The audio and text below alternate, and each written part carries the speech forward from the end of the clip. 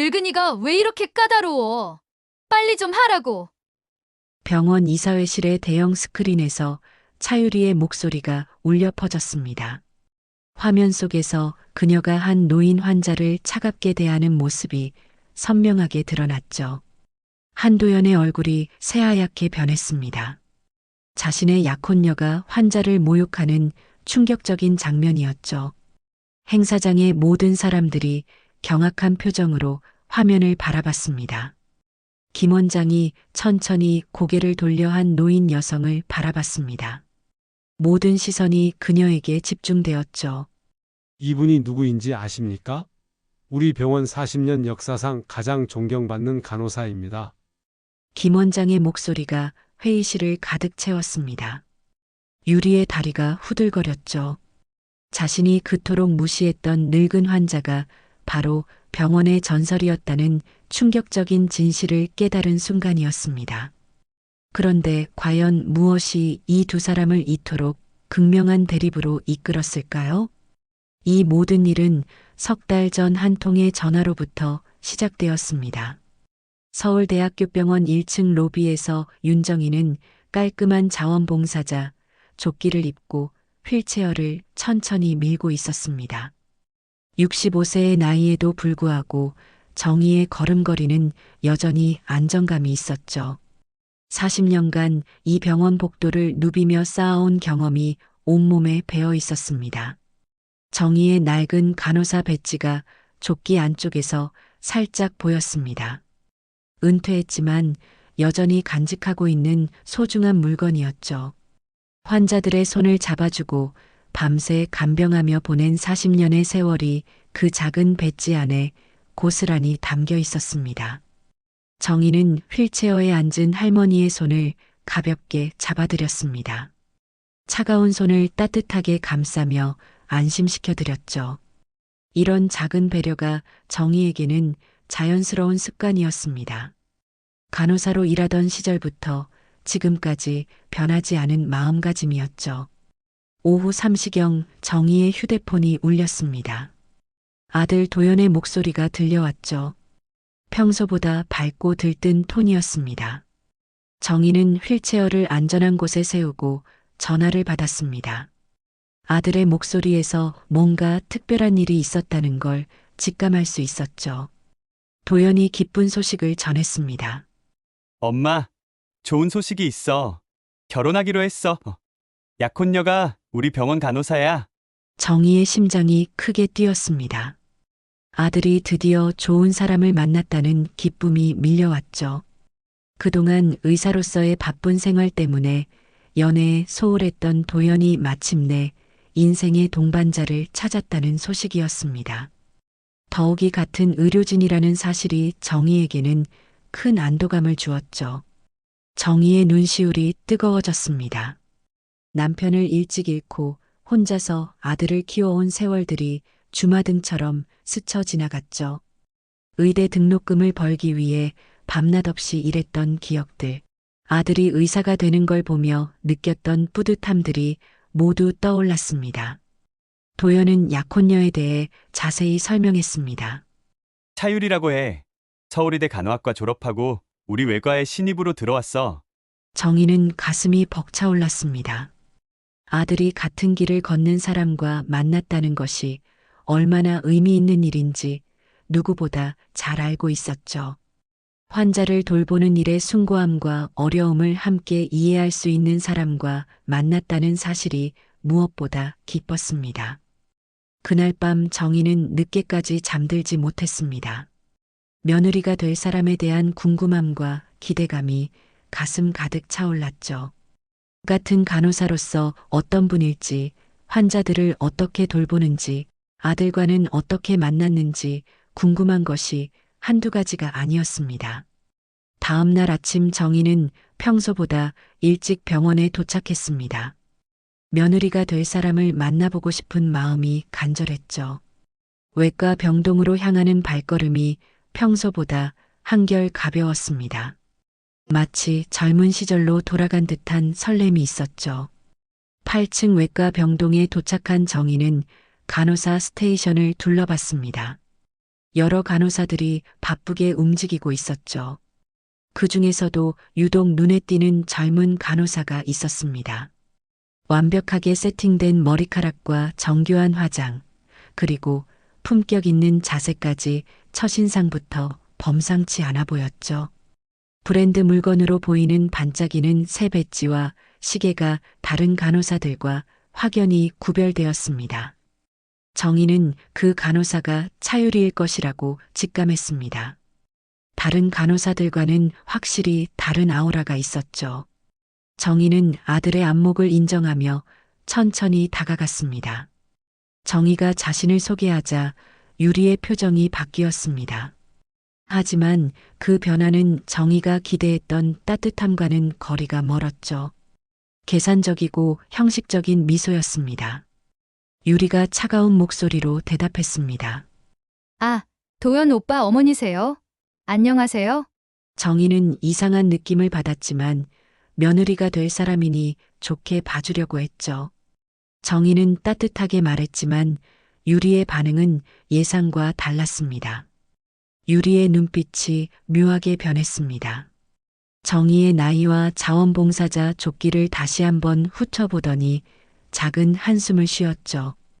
유리는 시대에 뒤떨어진 사람을 보는 듯한 시선으로 말했습니다. 요즘은 젊은 간호사들이 필요한 시대잖아요. 의료기술도 빠르게 바뀌고 있고. 정희의 가슴이 찔렸습니다.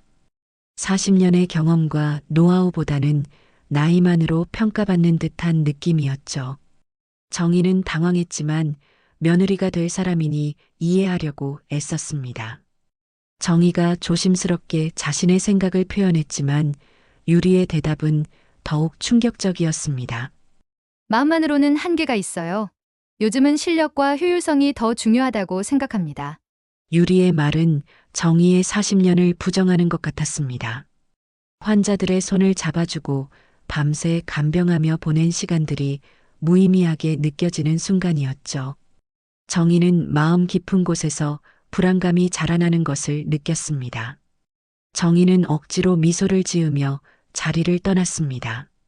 세대 차이일 뿐이라고 자신을 위로했지만 마음이 편치 않았죠.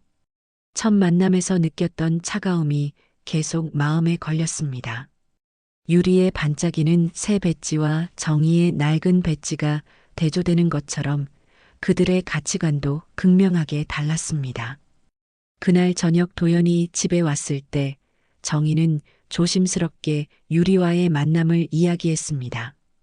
도연은 자랑스럽게 유리의 이력을 설명했습니다. 그렇지? 유리는 정말 능력 있어.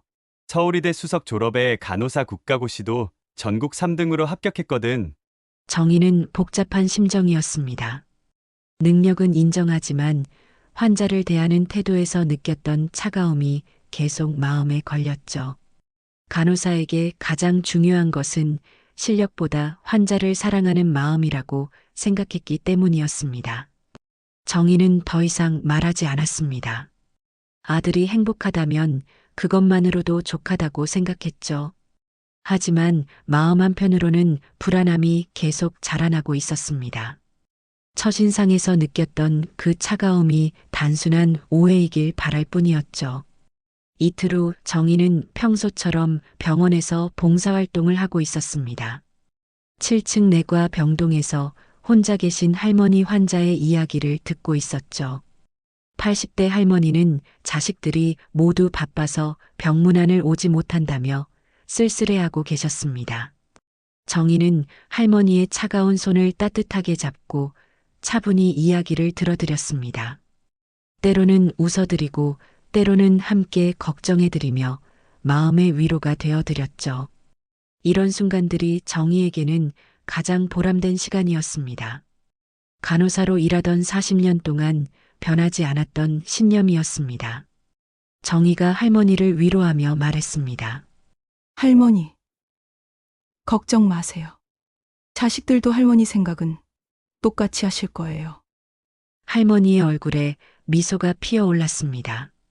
정희는 이런 순간을 위해 봉사활동을 한다고 생각했죠. 환자의 마음을 어루만져 드리는 것, 그것이 진정한 간호의 정신이라고 믿고 있었습니다. 그때 복도에서 차유리의 목소리가 들려왔습니다. 다른 간호사와 대화를 나누고 있었죠. 정희는 무심코 귀를 기울였습니다.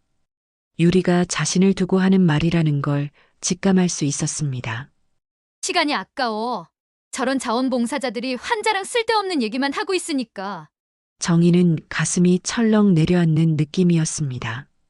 유리의 목소리는 차갑고 현실적이었습니다. 정희가 지금까지 해온 일들을 완전히 부정하는 듯한 말이었죠. 40년간 환자들의 마음을 보살피는 일을 가장 중요하게 생각해온 정희에게는 충격적인 말이었습니다. 다른 간호사가 조심스럽게 대답했지만 유리는 단호하게 답했습니다. 외로움은 병을 치료하는데 도움이 안 돼요. 우리는 의료진이지 상담사가 아니라고요. 정희의 가슴이 더욱 아팠습니다. 환자의 마음을 치료하는 것도 의료진의 중요한 역할이라고 생각해왔는데 유리는 그것을 완전히 분리해서 생각하고 있었죠. 정희는 할머니에게 작별 인사를 하고 조용히 자리를 떠났습니다. 복도를 걸으며 정희는 유리의 말이 계속 머릿속에서 맴돌았습니다. 정말로 자신이 하는 일이 의미 없는 것일까 하는 의문이 들기 시작했죠. 며느리가 될 사람의 입에서 나온 말이라는 사실이 더욱 충격적이었습니다. 그날 오후 정희는 우연히 유리가 환자를 대하는 모습을 직접 목격했습니다. 60대 남자 환자가 수술 후 통증을 호소하고 있었죠. 환자의 얼굴에는 고통이 역력히 드러나 있었습니다. 환자가 절실하게 도움을 요청했지만 유리의 반응은 예상보다 차가웠습니다. 처방된 만큼만 드셔야 해요. 자꾸 달라고 하시면 중독될 수 있어요.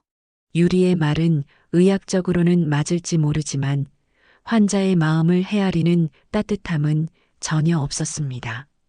정이라면 환자의 손을 잡고 다른 방법으로 통증을 줄일 수 있는 방법을 함께 찾아봤을 텐데요.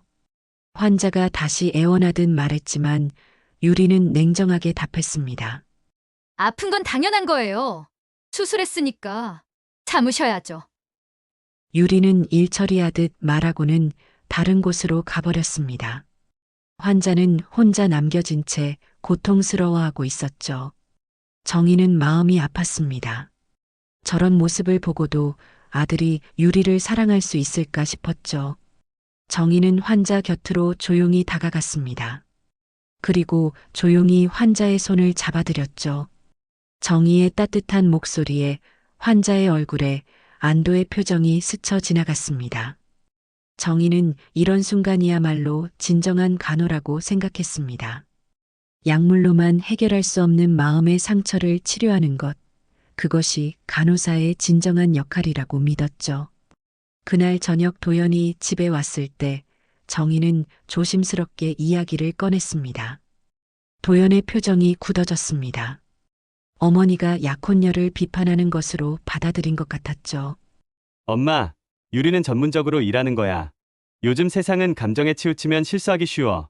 정희가 환자들의 마음도 중요하다고 말했지만 도연은 시대가 다르다며 유리를 감쌌습니다. 엄마 방식이 틀렸다는 게 아니야. 하지만 지금은 시대가 다르다고. 유리는 자기 나름대로 최선을 다하고 있어. 도연은 어머니의 말을 끝까지 듣지 않고 자기 방으로 들어가 버렸습니다. 정희는 혼자 남겨진 채 깊은 한숨을 쉬었죠. 아들마저 자신의 편이 되어주지 않는다는 사실이 가슴 아팠습니다. 정희는 그날 밤 늦게까지 잠들지 못했습니다. 정말로 자신의 방식이 시대에 뒤떨어진 것일까 하는 생각이 계속 머릿속을 맴돌았죠. 40년간 믿어온 가치관이 흔들리기 시작했습니다. 다음 날 정희는 병원에서 김 원장을 만났습니다. 70세의 김 원장은 정희가 신입 간호사였을 때부터 함께 일한 오랜 동료였죠. 그의 얼굴에는 세월의 무게가 느껴졌지만 여전히 따뜻한 미소를 지었습니다. 김 원장이 정희의 표정을 살폈습니다. 정희 씨, 요즘 표정이 안 좋아 보이는데 무슨 일이야? 정희는 대수롭지 않은 척했지만 김 원장의 예리한 눈을 속일 수는 없었습니다. 김 원장이 따뜻하게 관심을 보이자 정희의 마음이 조금 누그러졌습니다. 하지만 며느리 이야기를 하기에는 너무 복잡한 문제였죠. 정희가 조심스럽게 젊은 간호사들의 변화에 대해 이야기하자 김 원장은 고개를 끄덕였습니다. 그도 비슷한 생각을 하고 있었던 것 같았죠. 시대가 바뀌었다고는 하지만 환자를 돌보는 마음만은 변하면 안 되는 건데 김 원장이 정희를 따뜻하게 바라보며 말했습니다. 정희 씨, 당신이 40년간 해온 일들을 보면 답이 나와?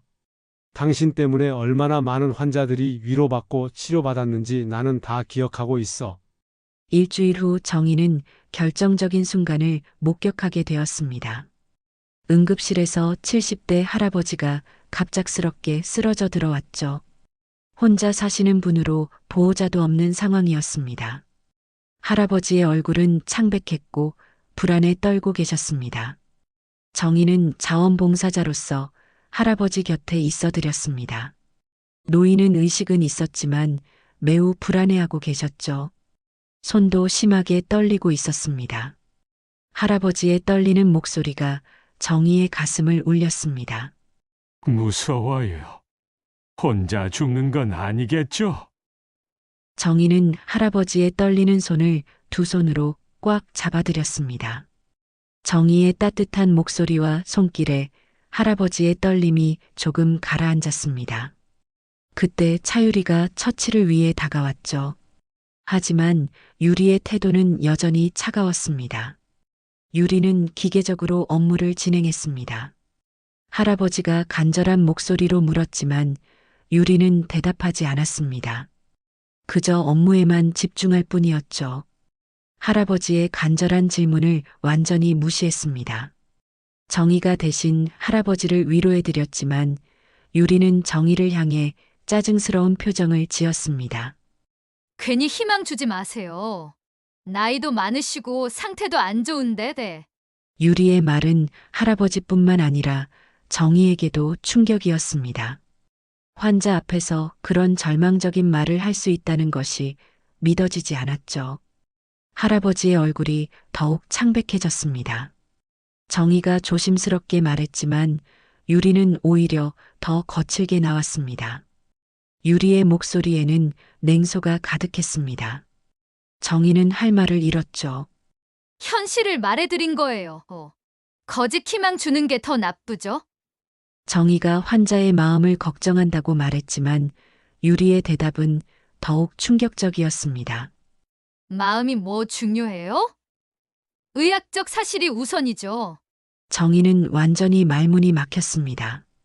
40년간 간호사로 일하면서 이런 동료를 만난 적이 없었죠.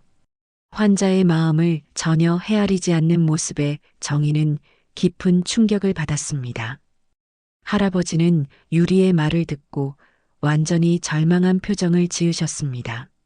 정희는 더 이상 견딜 수 없어서 할아버지의 손을 더욱 꽉 잡아드렸습니다.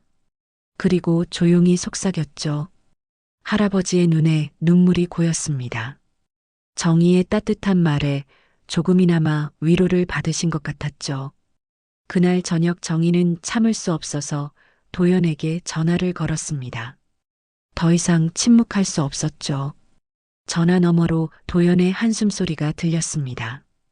또 유리 얘기야? 엄마, 왜 자꾸 유리를 트집 잡으려고 해?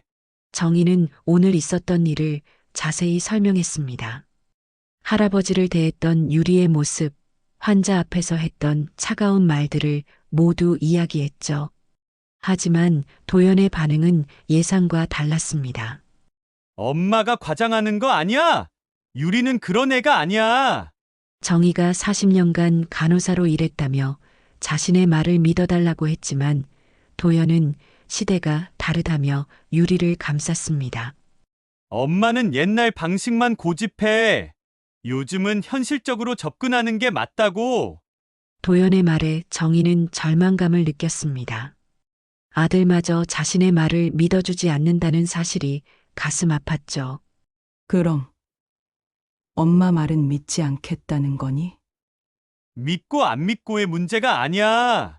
엄마가 유리를 미워하는 것 같아서 말하는 거야. 도연의 말은 정희의 마음에 깊은 상처를 남겼습니다. 자신이 며느리를 질투하거나 미워한다고 생각한다는 사실이 견딜 수 없었죠. 정희가 환자를 걱정해서 하는 말이라고 해도 도연은 시대가 바뀌었다며 유리를 계속 감쌌습니다. 엄마 방식이 틀렸다는 게 아니야. 하지만 시대가 바뀌었다고. 유리는 효율적으로 일하는 거야. 전화를 끊은 후 정희는 혼자 앉아서 눈물을 흘렸습니다.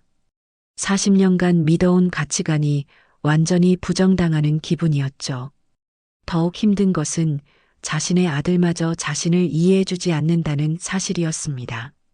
정희는 그날 밤 남편의 사진을 오랫동안 바라봤습니다.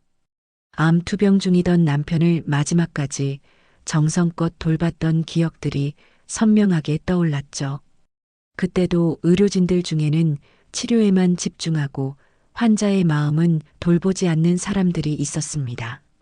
하지만 정희는 끝까지 남편의 손을 잡아주고 위로해드렸죠. 정희는 남편의 사진에 대고 속삭였습니다. 하지만 대답은 돌아오지 않았죠. 정희는 깊은 고민에 빠졌습니다.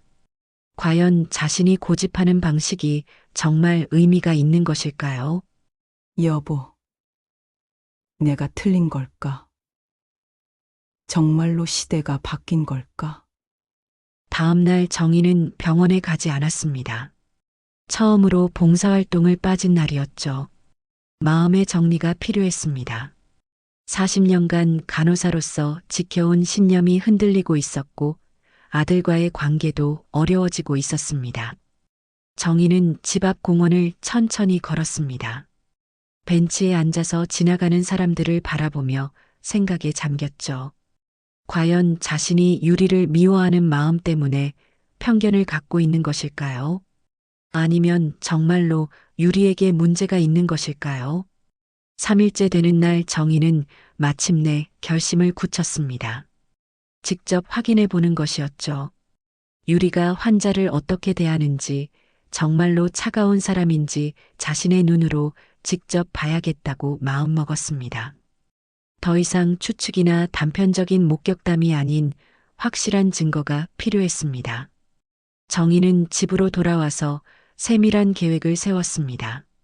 환자로 위장해서 유리의 진짜 모습을 확인해 보겠다고 다짐했죠. 그래야만 아들에게도 확실한 증거를 보여줄 수 있을 것 같았습니다. 이런 극단적인 방법을 써야 한다는 사실이 마음 아팠지만 달리 방법이 없었습니다. 정희는 거울 앞에서 자신을 바라봤습니다. 40년간 환자들을 돌봐온 자신이 이제는 환자인 척해야 한다는 아이러니를 생각하니 씁쓸했죠. 하지만 유리의 진짜 모습을 확인하기 위해서는 필요한 일이라고 스스로를 다독였습니다. 정희는 그날 밤 오랜만에 깊이 잠들었습니다. 결심을 내리고 나니 마음이 조금 편해졌죠. 내일이면 모든 것이 분명해질 것이라는 생각이 들었습니다. 유리가 정말로 문제가 있는 사람인지 아니면 자신이 편견을 갖고 있는 것인지 확실히 알 수 있을 것이었습니다. 김 원장의 말에 정희는 조금이나마 위로를 받았습니다. 하지만 여전히 마음 한구석의 불안감은 가시지 않았죠. 아들과 며느리 사이에서 자신의 위치가 점점 애매해지고 있다는 느낌이 들었습니다. 다음 날 아침 정희는 평소와 완전히 다른 차림으로 병원에 나타났습니다. 자원봉사자 조끼 대신 수수한 옷을 입고 머리도 단정하게 빗어 넘겼죠. 마치 일반 환자처럼 보이도록 신경 써서 꾸몄습니다. 40년간 근무했던 병원에서 환자 역할을 한다는 것이 얼마나 아이러니한 일인지 정희 자신도 잘 알고 있었습니다. 정희는 8층 외과 병동 접수대에서 상담을 요청했습니다. 몸이 아픈 척하면서 간호사와 상담을 받고 싶다고 말했죠. 접수 직원은 정희를 유리가 담당하는 구역으로 안내했습니다. 정희의 심장이 빨리 뛰었습니다. 40년간 간호사로 일하면서 환자 역할을 해본 적은 처음이었죠. 하지만 며느리가 될 사람의 진짜 모습을 확인하기 위해서는 필요한 일이라고 생각했습니다. 유리는 정희를 보자마자 귀찮다는 듯한 표정을 지었습니다. 나이든 환자를 대할 때의 전형적인 반응이었죠. 정희는 가슴이 답답하다며 증상을 호소했습니다.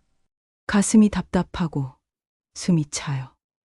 혹시 심장에 문제가 있는 건 아닐까요? 유리는 정희의 나이를 확인하자 더욱 시큰둥한 표정을 지었습니다. 마치 나이든 환자는 당연히 아픈 것이라는 듯한 태도였죠. 65살이면 당연히 여기저기 아프죠? 나이 들면 다 그래요. 유리의 말은 정희를 당황하게 했습니다. 환자의 증상을 제대로 듣지도 않고 나이만으로 판단하는 모습이었죠. 정희는 계속해서 자신의 증상을 설명했지만 유리는 관심을 보이지 않았습니다. 그래도 검사를 받아봐야 하는 거 아닌가요? 검사비 아까우시겠네요. 집에서 쉬시면 나아질 거예요. 유리는 정희의 말을 끝까지 듣지도 않고 다른 일을 하기 시작했습니다. 컴퓨터를 보며 다른 업무에 집중하는 모습이었죠. 정희는 충격을 받았습니다. 환자가 호소하는 증상을 이렇게 대충 넘어가도 되는 것인지 믿을 수가 없었죠. 간호사님, 정말 심장이 아픈데. 아, 계속 그러실 거면 응급실로 가세요. 여기서 할 수 있는 건 없어요. 유리의 목소리에는 짜증이 섞여 있었습니다. 정희는 마음이 아팠죠. 만약 정말로 아픈 환자였다면 얼마나 절망스러웠을까 생각하니 견딜 수가 없었습니다. 그럼 혈압이라도 재주실 수 있나요? 혈압기 고장 났어요. 다른 데 가서 재세요. 유리는 거짓말을 했습니다. 정희는 바로 옆에 있는 혈압기가 멀쩡한 것을 확인할 수 있었죠. 단순히 귀찮아서 거짓말을 한 것이었습니다. 정희는 더 이상 참을 수 없었지만 계획대로 끝까지 확인해야 했습니다. 혹시 다른 간호사님께 부탁드릴 수 있을까요? 다들 바빠요. 나이 드신 분들은 시간 많으시니까 기다리세요. 유리의 말은 모욕적이었습니다. 정희는 40년간 간호사로 일하면서 환자에게 이런 말을 한 적이 없었죠. 환자를 무시하고 모욕하는 것은 간호사로서 절대 해서는 안 될 행동이었습니다. 간호사님, 제가 뭔가 잘못했나요? 왜 이렇게 대하시는 거죠? 정희는 마음의 상처를 감추지 못하고 물었습니다. 하지만 유리의 대답은 더욱 충격적이었죠. 잘못한 거 없어요. 그냥 나이 드신 분들 상대하기 귀찮을 뿐이에요. 젊은 환자들은 빨리빨리 처리되는데 늙은 분들은 말이 많아서. 유리는 아무렇지도 않게 말했습니다. 마치 당연한 일인 것처럼 말이죠. 정희는 믿을 수 없었습니다. 간호사가 환자에게 이런 말을 할 수 있다는 것이 상상도 안 됐죠. 정희는 더 이상 견딜 수 없어서 자리를 떠났습니다. 화장실에서 혼자 눈물을 흘렸죠. 며느리가 될 사람이 이런 모습이라는 사실이 너무 충격적이었습니다. 하지만 정희는 중요한 사실을 놓치지 않았습니다. 유리와의 대화가 진행되는 동안 천장의 CCTV가 모든 것을 녹화하고 있었다는 것을 확인했죠. 정희는 집으로 돌아와서 깊은 생각에 잠겼습니다. 이제 확실한 증거를 얻었으니 도연에게 이야기해야 했죠. 하지만 어떻게 시작해야 할지 막막했습니다. 그날 저녁 도연이 집에 왔을 때 정희는 조심스럽게 이야기를 꺼냈습니다. 도현아, 오늘 병원에서 유리 씨를 다시 만났어. 도연의 얼굴이 굳어졌습니다. 어머니가 환자로 위장했다는 사실에 당황한 것 같았죠. 엄마가 환자 코스프레를 했다고? 그게 말이 돼? 정희는 오늘 있었던 일을 자세히 설명했습니다. 유리의 차가운 태도, 모욕적인 말들, 그리고 환자를 무시하는 행동들을 모두 이야기했죠. 하지만 도연의 반응은 예상과 달랐습니다. 엄마, 너무 심하잖아. 환자로 위장해서 유리를 시험하다니. 정희는 절망감을 느꼈습니다. 이 정도 증거를 봐도 아들이 믿어주지 않는다는 사실이 너무 힘들었죠. 정희는 그날 밤 김 원장에게 전화를 걸었습니다. 원장님, 부탁드릴 게 있어요. 정희는 오늘 있었던 일과 CCTV 녹화 사실을 이야기했습니다. 김 원장은 정희의 말을 끝까지 들어준 후 말했죠. 정희 씨, 그 간호사가 그렇게 심각한 문제가 있다면 확인해 봐야겠어. 김 원장의 말에 정희는 조금이나마 희망을 느꼈습니다. 적어도 한 사람은 자신의 말을 믿어준다는 사실이 위로가 되었죠. 다음 날 정희가 병원에 도착했을 때 분위기가 심상치 않았습니다. 간호사들이 웅성거리며 무언가를 이야기하고 있었죠. 정희는 불안한 마음으로 상황을 지켜봤습니다. 오전 10시경 응급 상황이 발생했습니다. 50대 남성이 심근경색으로 응급실에 실려온 것이었죠. 모든 의료진이 긴급하게 움직이기 시작했습니다. 정희는 멀리서 상황을 지켜봤습니다.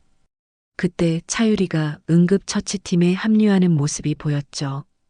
유리는 침착하고 빠르게 움직이며 환자의 생명을 구하는 일에 집중했습니다. 평소와는 완전히 다른 모습이었죠. 응급 상황에서 보여주는 전문성은 인정하지 않을 수 없었습니다.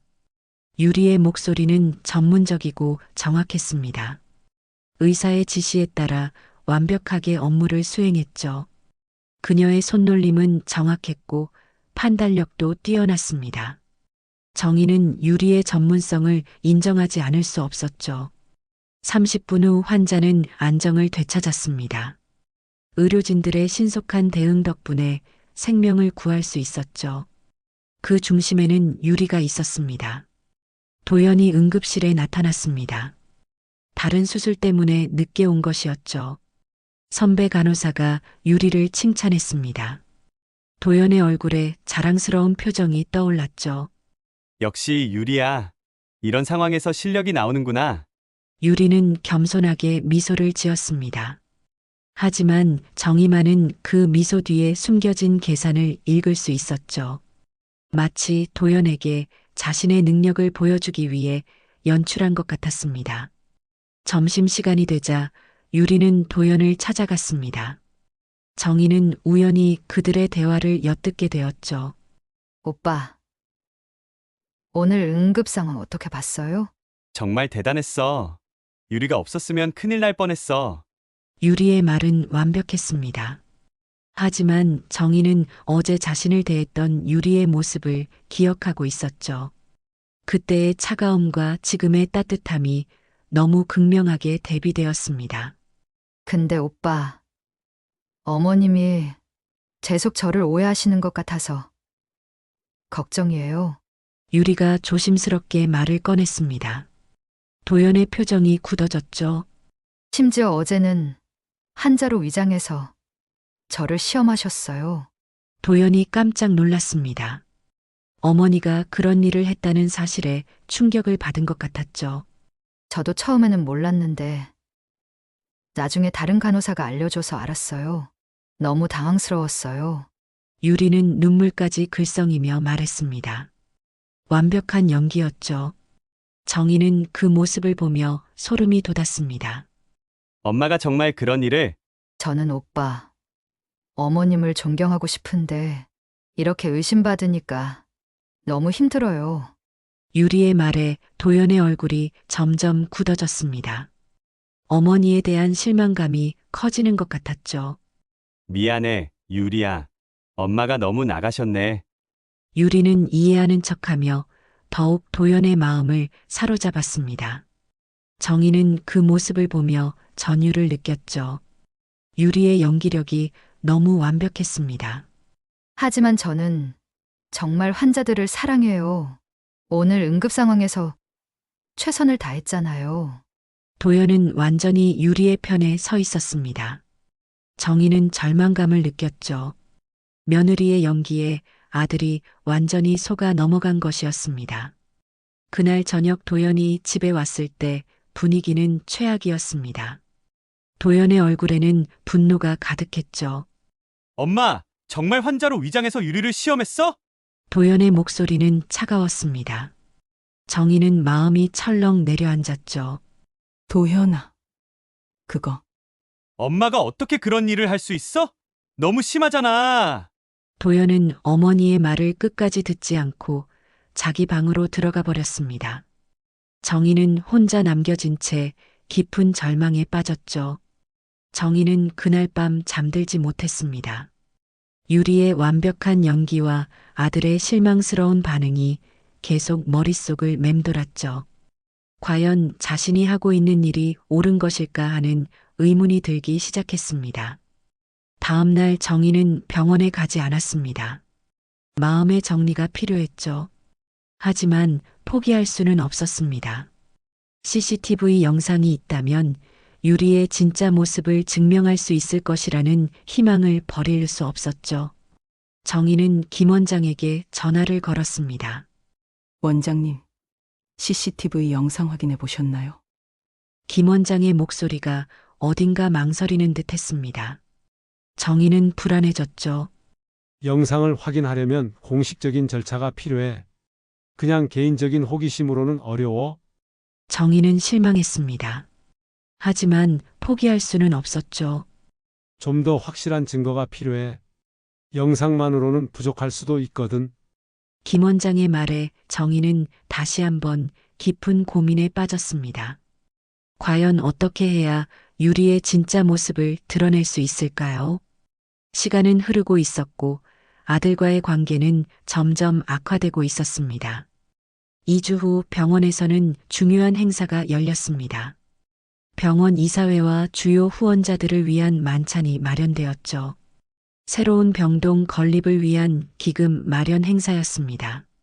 서울대학교 병원의 미래를 위한 중요한 자리였습니다. 차유리는 이 자리에 도연의 약혼녀로 초대받았습니다. 유리에게는 자신을 어필할 절호의 기회였죠. 병원의 주요 인사들 앞에서 자신의 존재감을 과시할 수 있는 무대였습니다. 유리는 완벽하게 차려입고 나타났습니다. 고급 드레스와 명품 액세서리로 무장한 모습이 마치 의사 부인처럼 보였죠. 자신감 넘치는 표정으로 사람들 사이를 누비며 인사를 나누었습니다. 유리는 이 사진들에게 적극적으로 자신을 소개했습니다. 세련된 말솜씨로 좋은 인상을 남기려고 노력했죠. 서울이대 수석 졸업이라는 이력을 빼놓지 않고 언급했습니다. 이 사진들은 유리의 이력에 감탄했습니다. 젊고 유능한 간호사가 도연의 약혼녀라는 사실에 긍정적인 반응을 보였죠. 유리는 이런 반응에 더욱 기세가 올랐습니다. 유리는 자신의 비전에 대해서도 이야기했습니다. 현대적이고 효율적인 간호 시스템을 구축하겠다는 포부를 밝혔죠. 과거의 비효율적인 방식은 과감히 버리고 새로운 시대에 맞는 의료 서비스를 제공하겠다고 말했습니다. 한편 정희는 행사장 한 구석에 서서 이 모든 상황을 지켜보고 있었습니다. 며느리가 될 사람이 당당하게 자신을 소개하는 모습을 보며 복잡한 심정이었죠. 유리의 능력은 인정하지만 환자를 대하는 태도는 여전히 받아들일 수 없었습니다. 김 원장도 행사에 참석해 있었습니다. 그는 멀리서 유리의 모습을 지켜보며 무언가를 생각하고 있었죠. 정희가 했던 말들이 사실인지 확인해 보고 싶은 마음이 있었습니다. 행사가 절정에 달했을 때 유리는 더욱 대담해졌습니다. 자신이 병원의 미래를 책임질 수 있는 인재라고 자신 있게 말했죠. 도연과 함께 병원을 이끌어갈 꿈을 가지고 있다고 포부를 밝혔습니다. 이 사진들은 유리의 당당함에 좋은 인상을 받았습니다. 젊고 야심찬 인재가 병원에 새로운 활력을 불어넣을 수 있을 거라고 기대했죠. 유리는 이런 반응에 더욱 자신감을 얻었습니다. 그때 김 원장이 일어났습니다. 그의 얼굴에는 진지한 표정이 떠올라 있었죠. 행사장의 분위기가 갑자기 숙연해졌습니다. 김 원장은 천천히 정희를 바라봤습니다. 그리고 나서 모든 사람들에게 말했죠. 오늘 이 자리에서 정말 중요한 이야기를 하고 싶다고 말입니다. 김 원장은 프로젝터를 켰습니다. 대형 스크린에 CCTV 영상이 나타났죠.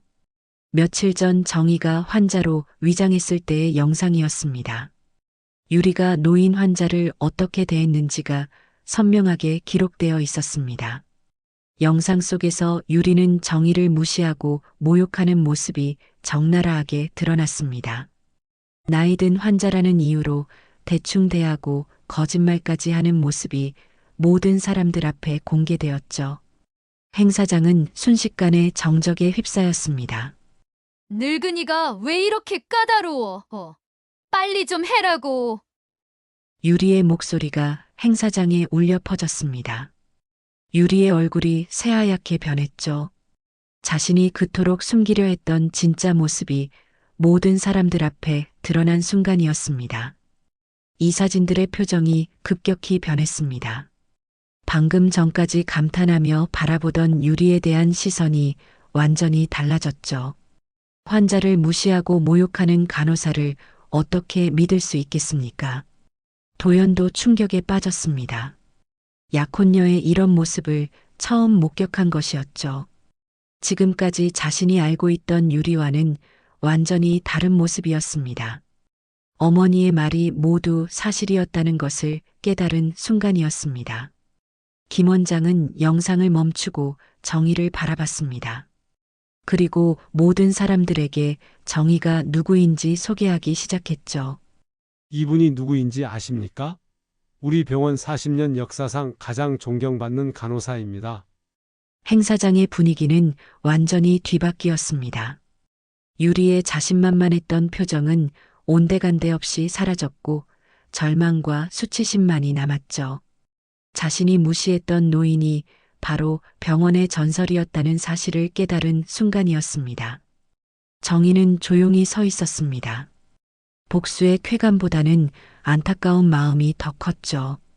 유리가 다른 길을 선택했다면 얼마나 좋았을까 하는 아쉬움이 가슴을 채웠습니다.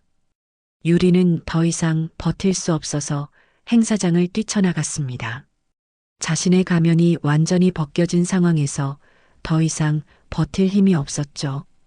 그토록 바라던 성공의 순간이 한순간에 무너져 내렸습니다. 도연은 어머니를 바라봤습니다. 지금까지 자신이 얼마나 잘못 생각하고 있었는지 깨달았죠. 어머니의 말을 믿지 않았던 자신이 부끄러웠습니다. 행사가 끝난 후 김 원장은 정희와 함께 자신의 사무실로 향했습니다. 도연도 따라왔죠. 이제는 모든 진실을 이야기할 때였습니다. 김 원장은 책상 서랍에서 두꺼운 파일을 꺼냈습니다. 그 안에는 정희가 40년간 해온 일들이 상세히 기록되어 있었죠. 무상진료기금 조성부터 시작해서 수많은 환자들을 도왔던 기록들이 가득했습니다. 정희 씨가 얼마나 많은 일을 해왔는지 아는 사람은 많지 않아요. 김 원장이 파일을 펼치며 말했습니다. 도연은 그 내용을 보며 놀라움을 감추지 못했죠. 어머니가 이렇게 많은 일을 해왔다는 사실을 처음 알았습니다. 엄마가 이런 일을 정희는 겸손하게 고개를 저었습니다. 자신이 한 일들을 자랑하고 싶지 않았죠. 하지만 김 원장은 계속해서 정희의 공로를 설명했습니다. 김 원장은 20년 전의 일을 회상했습니다. 병원이 재정 위기에 처했을 때 정희가 어떻게 도왔는지를 자세히 설명했죠. 정희는 자신의 전 재산을 털어서 무상진료기금을 만들었습니다. 그 덕분에 수많은 환자들이 치료받을 수 있었죠. 정희 씨 때문에 우리 병원이 지금까지 올 수 있었어요. 김 원장의 말에 도연은 더욱 충격을 받았습니다.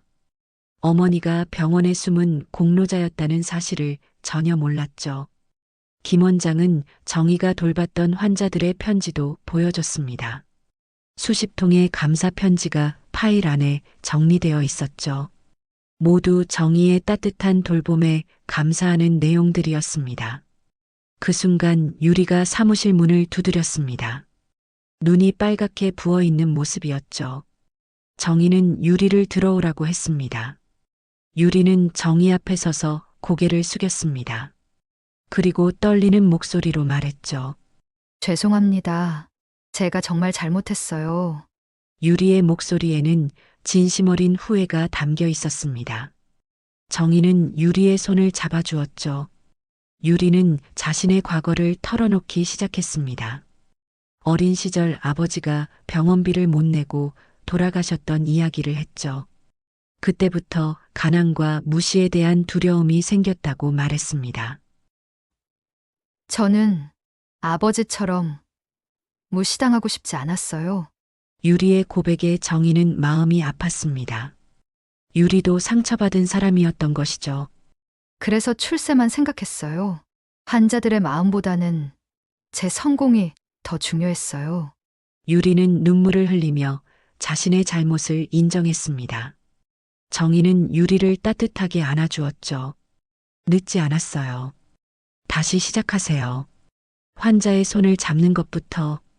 정희의 말에 유리는 더욱 눈물을 흘렸습니다. 하지만 아직 자신의 반짝이는 배지를 벗지는 못했죠. 변화에는 시간이 필요했습니다. 도연은 어머니에게 다가가 무릎을 꿇었습니다. 엄마, 정말 죄송해요. 제가 너무 잘못 생각했어요. 정희는 아들을 일으켜 세우며 말했습니다. 괜찮아. 이제 알았으니까. 김 원장은 정희를 바라보며 말했습니다. 정희 씨야말로 우리 병원의 진짜 보물이에요. 그날 저녁 정희는 오랜만에 마음이 편안했습니다. 진실이 밝혀졌고 아들과도 화해했죠. 하지만 무엇보다 유리가 변할 수 있는 가능성을 본 것이 기뻤습니다. 6개월이 흘렀습니다. 도연과 유리는 파혼했지만 유리는 병원을 떠나지 않았죠. 대신 정의의 지도 아래 진정한 간호사가 되기 위해 노력하고 있었습니다. 정의는 다시 병원에서 봉사활동을 시작했습니다. 이번에는 젊은 간호사들을 가르치는 일도 함께하고 있었죠. 어린 간호사들은 정의의 이야기에 귀를 기울였습니다. 간호는 기술보다 마음이 먼저예요. 정의가 젊은 간호사들에게 말했습니다. 그들은 고개를 끄덕이며 정의의 가르침을 받아들였죠. 유리도 그 자리에 있었습니다. 이제는 환자들을 대하는 태도가 완전히 달라졌죠. 여전히 반짝이는 배지를 차고 있었지만 그 안에 담긴 마음은 예전과 달랐습니다. 정희는 유리가 한 노인 환자의 손을 잡고 위로하는 모습을 지켜봤습니다. 유리의 얼굴에는 진심 어린 따뜻함이 가득했죠. 정희는 미소를 지었습니다. 어느 날 정희는 예전에 돌봤던 할머니 환자를 다시 만났습니다. 할머니는 정희를 알아보고 반가워하셨죠. 간호사님, 그때 정말 고마웠어요. 할머니가 정희의 손을 꽉 잡으며 말씀하셨습니다. 정희는 그런 순간들이 자신에게는 가장 큰 보람이라고 생각했습니다. 도연도 변했습니다. 환자들을 대할 때 더욱 따뜻해졌죠. 어머니에게서 배운 것들을 실천하려고 노력했습니다. 김 원장은 정희에게 공식적인 자문위원 자리를 제안했습니다. 하지만 정희는 정중히 거절했죠. 저는 환자들 곁에 있는 게 좋아요. 정희의 대답에 김 원장은 고개를 끄덕였습니다. 그것이야말로 정의다운 선택이었죠. 병원 로비에는 정의의 공로를 기리는 작은 명판이 설치되었습니다. 하지만 정의는 그것보다 환자들의 미소가 더 소중했습니다. 어느 조용한 오후 정의는 병원 정원에서 쉬고 있었습니다. 유리가 다가와 옆에 앉았죠. 선생님, 감사해요. 유리가 조용히 말했습니다. 정희는 유리를 바라보며 미소를 지었습니다. 고마워할 건 없어요. 당신이 스스로 변한 거니까. 유리는 자신의 배지를 바라봤습니다. 이제는 그 배지가 단순한 지위의 상징이 아니라 책임의 무게라는 걸 알고 있었죠. 정희는 하늘을 바라보며 남편을 떠올렸습니다. 여보, 이제 마음이 편해요. 정희의 속삭임이 바람에 실려 날아갔습니다. 병원에는 여전히 환자들이 있었고 정희는 그들 곁에 서 있었죠. 그것이 정희가 선택한 길이었고 앞으로도 계속 걸어갈 길이었습니다. 저녁 무렵 한 환자 가족이 정희에게 다가왔습니다. 간호사님, 정말 감사합니다. 어머니가 많이 좋아지셨어요. 그 순간 정희는 자신이 선택한 길이 옳았다는 확신을 다시 한번 느꼈습니다. 환자들의 감사 인사가 그 어떤 상장보다 값진 것이었죠. 해가 저물어가는 병원 로비에서 정희는 새로운 자원봉사자들을 맞이했습니다. 그들에게도 정희는 같은 말을 전했죠. 환자를 돌보는 일은 기술이 아니라 마음입니다. 젊은 자원봉사자들이 고개를 끄덕였습니다. 정의의 가르침은 이렇게 계속 이어져 나갈 것이었습니다. 40년간 쌓아온 정의의 신념은 새로운 세대에게 전해지고 있었죠. 병원의 하루가 끝나갔지만 정의의 마음은 여전히 따뜻했습니다. 내일도 환자들이 기다리고 있을 테고 정의는 그들 곁에 서 있을 것이었습니다. 그것이 간호사 윤정희가 선택한 삶이었고 그 선택을 후회한 적은 한 번도 없었습니다. 이렇게 40년 간호사의 이야기가 끝났습니다. 윤정희는 단순히 며느리와의 갈등을 이겨낸 것이 아니라 진정한 간호정신이 무엇인지를 다시 한번 보여주었죠. 차유리도 결국 자신의 상처를 인정하고 변화의 길을 선택했습니다. 때로는 우리가 미워하는 사람도 우리와 같은 상처를 가진 사람일 수 있다는 걸 깨닫게 해주는 이야기였어요. 가장 중요한 건 환자를 돌보는 마음, 그 따뜻함이 어떤 기술보다 소중하다는 메시지였습니다. 정의의 낡은 배지가 유리에 반짝이는 배지보다 훨씬 값진 이유이기도 하죠.